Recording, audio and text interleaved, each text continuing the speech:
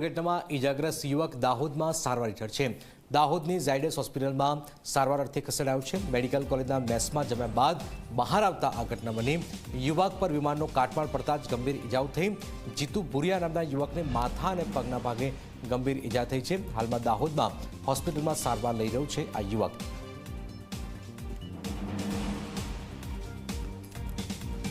અમે મેસમાં જમીને બહાર આવતા હતા